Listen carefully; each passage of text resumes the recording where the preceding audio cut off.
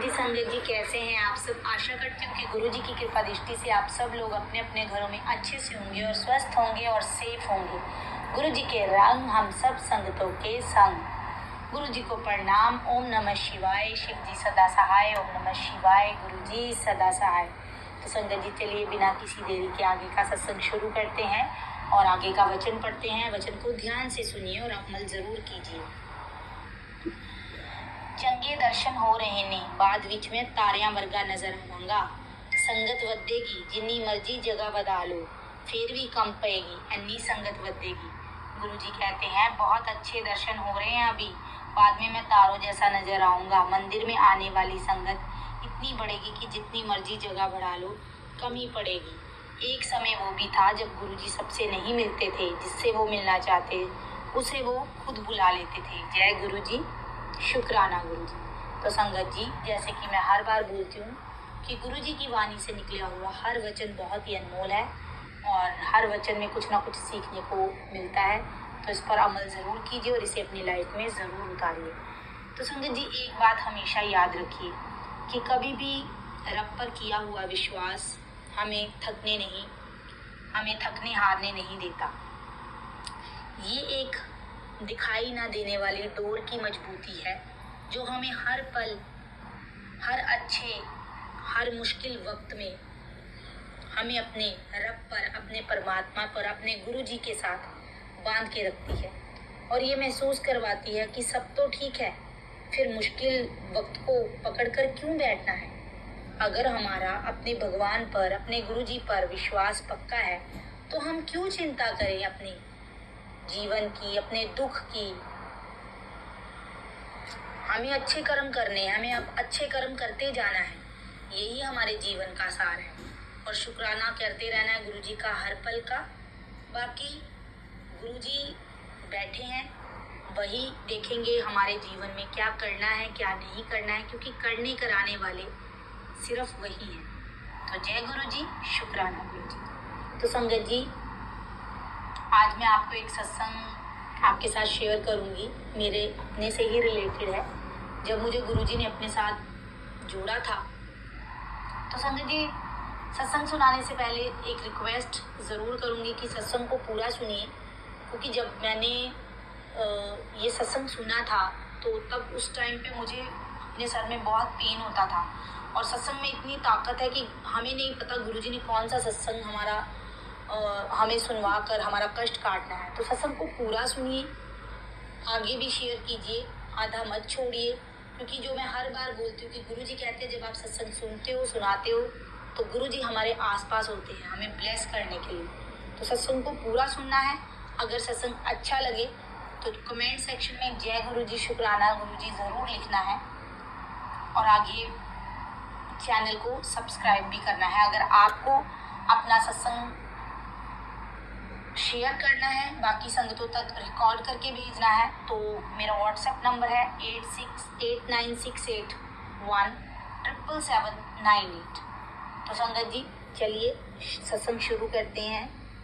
जैसे कि मैं बता रही थी कि जब मुझे गुरुजी ने अपने साथ जोड़ा तो मेरे उस टाइम पे सर में बहुत पेन रहता था संगत जी, बहुत ही पेन रोज़ ही रहता था।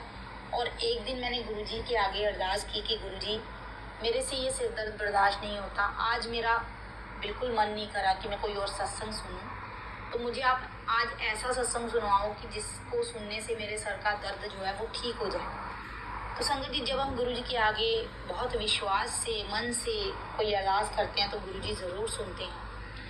तो उसी टाइम 5 मिनट बाद यूट्यूब पे एक सत्संग फ्लैश होता है जिसमें आंटी जी बताती हैं कि उनका बेबी होता है, ऑपरेशन से अभी 1 महीना हुआ होता है, कि उनके सर में कुछ प्रॉब्लम हो जाता है, उनको कोई बीमारी हो जाती है जिससे उनके सर में 24 घंटे पेन रहता है और वो अपनी याददाश्त जो है वो भूलने लग जाती हैं, कम हो जाती है। तो वो डॉक्टर को दिखाती हैं और डॉक्टर कहते हैं आप जितनी जल्दी हो सके ऑपरेट करवा लो, लेकिन आंटी नहीं मानती। आंटी जी कहते हैं कि नहीं, उनका बेबी बहुत छोटा है, वो ऑपरेट नहीं करा सकती। अभी अभी उन्होंने उनका ऑपरेशन हुआ है जिससे उनका बेबी हुआ है, तो ऑपरेशन नहीं कराएंगी। तो डॉक्टर ने उनको मेडिसिन दे दी कि आप थोड़े दिन ये खाइए अगर आपको रिलीफ मिला तो ठीक है, नहीं तो आपको जितनी जल्दी हो सके आपको ऑपरेशन करवाना पड़ेगा। तो संगत जी, आंटी जी बताती हैं कि उनकी जो सिस्टर है उनसे बड़ी, वो चंडीगढ़ रहती हैं और गुरुजी को बहुत मानती हैं। और वो अपनी सिस्टर को बताती हैं कि उनको मतलब ये प्रॉब्लम है, तो उनको सिस्टर उनकी बोलती है कि आप यहाँ आ जाओ चंडीगढ़, मैं आपको बड़े मंदिर लेके चलूँगी गुरुजी के आश्रम, क्योंकि गुरुजी के आश्रम में जो लंगर प्रसाद मिलता है वो बहुत ही डिवाइन है, जिसको खाने से बहुत ज़्यादा हमारे जो रोग हैं, जो हमारे कष्ट हैं, वो ठीक होते हैं। तो संगत जी, आंटी जी बताती हैं उस टाइम पे तो मैं गुरुजी पे मुझे विश्वास नहीं था, ना मैं गुरुजी के बारे में जानती थी। तो मैंने कहा यार कि अगर डॉक्टर से नहीं कुछ हो पा रहा है तो गुरुजी क्या कर लेंगे। तो फिर वो अपने हस्बैंड को बताती हैं, तो उनके हस्बैंड बोलते हैं कि चलो जाने में क्या हर्ज है। तो वो और उनके हस्बैंड अपनी सिस्टर के घर जाते हैं और सिस्टर के घर से वो बड़े मंदिर जाते हैं। और आंटी जी बताती हैं कि जब वो अपने घर से वो सिस्टर के घर जाती हैं और वहाँ से बड़े मंदिर जाती हैं तो वो तकलीफ में होती हैं, पेन में होती हैं, लेकिन जब वो बड़े मंदिर जाती हैं, गुरुजी के दरबार में जाती हैं, उनके दर्शन करते हैं, जितनी देर वो बड़े मंदिर के अंदर रहती हैं उनको कोई तकलीफ नहीं होती है, वो बिल्कुल फिट एंड फाइन होती है। उनको लगता है कि जैसे कि उनको कोई प्रॉब्लम है ही नहीं है। और आंटी जी बताती हैं कि जब वो बड़े मंदिर पहुंचती हैं, गुरुजी के दरबार में गुरुजी के दर्शन करने अंदर जाती हैं, जब वो गुरुजी के स्वरूप को देखती हैं और वहाँ पे वो बेहोश हो जाती हैं। जब वो बेहोश हो जाती हैं तो सेवादार उनको उठाते हैं, एक साइड पे बिठाते हैं, जल प्रसाद, लंगर, जल प्रसाद, चाय प्रसाद देते हैं, वो ग्रहण करती हैं। तो कहती हैं कि वहाँ पर इतना सुकून था, इतनी शांति थी कि उनका मन करे कि वो वहीं पर रुक जाएं।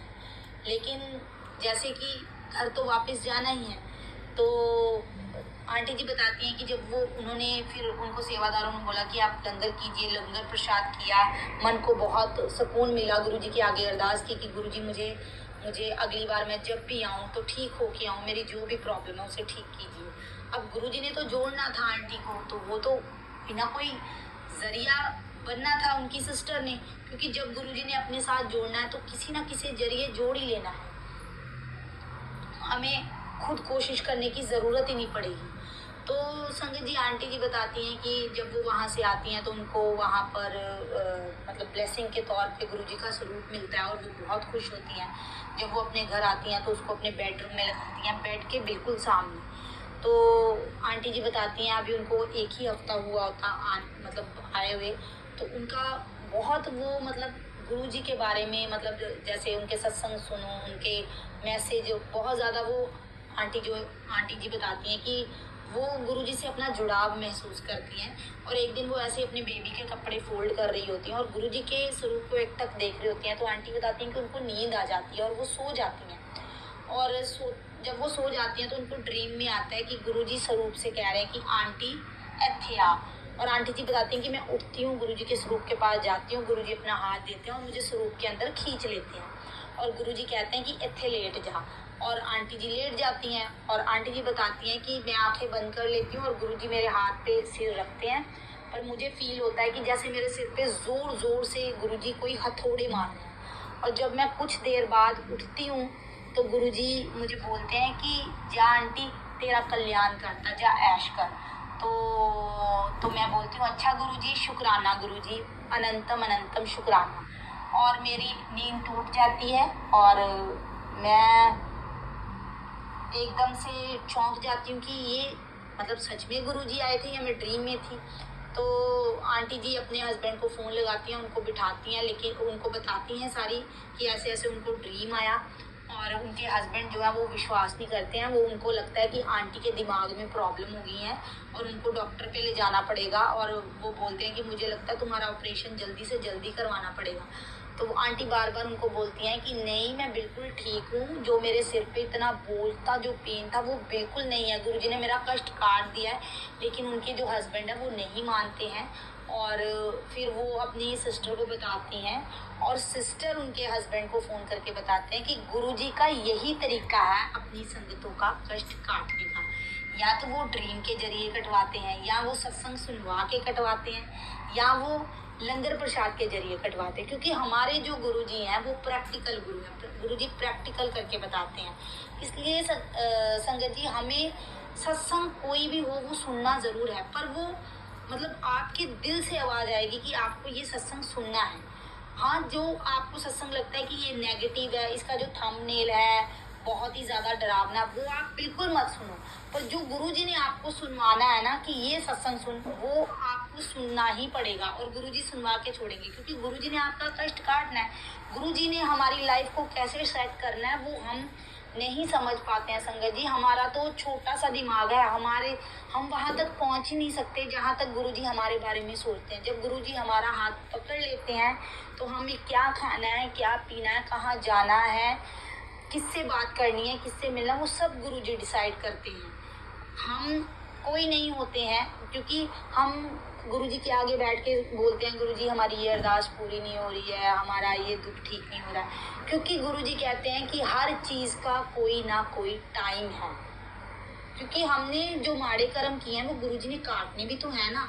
और गुरुजी कहते हैं 90% तो मैं काट देता हूँ आपके कष्ट, लेकिन 10% तो हमने वो भी बहुत भारे लगते हैं। इसलिए हमें अपनी हिम्मत बना के रखनी है, गुरुजी पे विश्वास रखना है और गुरुजी के आगे सरेंडर करना है।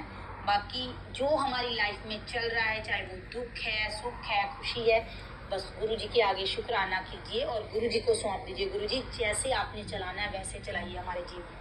और संगत जी आप मानेंगे, जब मैंने ये सत्संग सुना था उसके आधे घंटे बाद मेरा सर दर्द बिल्कुल ठीक हो गया था। और आज मुझे गुरुजी ने यही बोला कि तू अपना वो वाला सत्संग शेयर कर संगतों तक, जिससे जो सत्संग तूने सुन के तेरा सर दर्द ठीक हुआ था। तो पता नहीं ये सत्संग किसके लिए सुनवाया है, कौन सी संगत के लिए सुनवाया है, क्योंकि ऐसे ही गुरुजी किसी ना किसी संगत के जरिए किसी और संगत को मैसेज देते हैं। तो संगत जी कभी भी, ये तो चलो सत्संग की बात है, कभी भी आपको लगे कि आपको नेगेटिविटी फील हो रही है, आपका सिर भारा है, तो आपको कुछ नहीं करना। हमारे गुरुजी का जल प्रसाद बहुत शक्तिशाली है। आप कटोरी में जल प्रसाद लीजिए, उसमें थोड़ा सा चंदन का तिलक मिक्स कीजिए और मंत्र जाप करते हुए जैसे आप तेल लगाते हैं वैसे अपनी उंगलियों से आप तेल लगाइए। देखिए आपको ज़रूर फर्क पड़ेगा। बात सारी विश्वास की है, तो गुरुजी पे विश्वास रखिए, हंसते रहिए, मुस्कुराते रहिए, पॉजिटिविटी फैलाते रहिए। तो चलिए मैं अगले सत्संग की तैयारी करती हूँ। हाथ जोड़िए, आंखें बंद कीजिए, मंत्र जाप करते हैं। ओम नमः शिवाय, शिव जी सदा सहाय। ओम नमः शिवाय, गुरुजी सदा सहाय। जय गुरुजी, शुक्राना गुरुजी। अगर मेरे से कोई भी भूल चूक हुई हो संगत जी, गुरुजी, तो मुझे माफ कीजिए। जय